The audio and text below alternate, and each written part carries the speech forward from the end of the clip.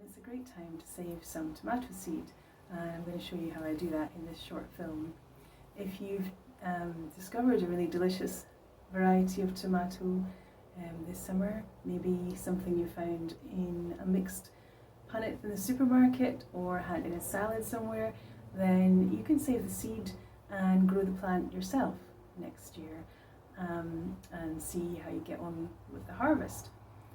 It's a really simple process, and you just need to take care a couple of stages to make sure the seeds don't start germinating too early and don't have too much moisture left on them, so that they don't go mouldy in storage over the winter.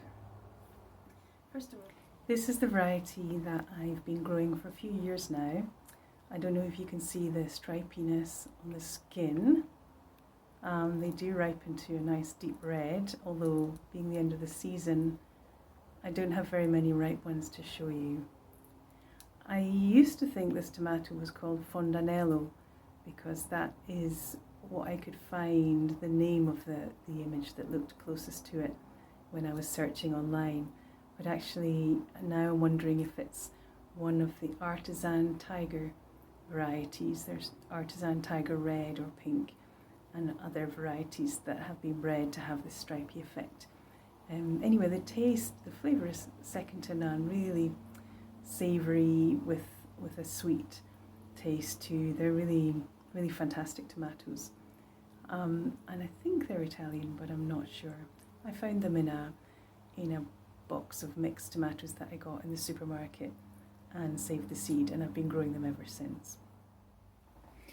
Once you've chosen your tomato, which is hopefully nice and ripe, and a little bit of give in this one here, so it shows it's ripe and the colour's good, it's nice and mature. You're going to cut it open.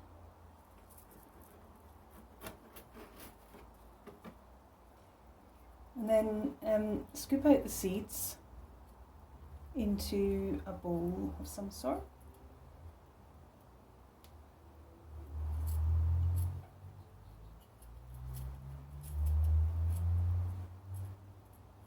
And then keep the rest for eating, obviously. Whoops! That wasn't meant to happen. Once you've done that, you'll see that each individual seed has a kind of sack of jelly around it.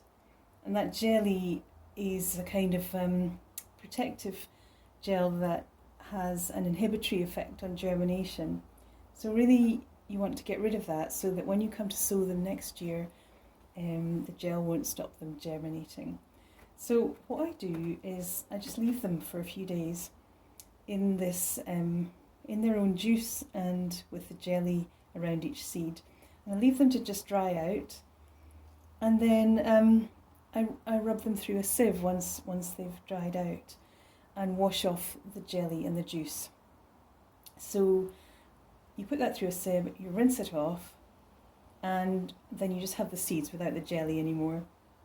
And then I spread it on a square of spread the washed seeds on a square of greaseproof paper.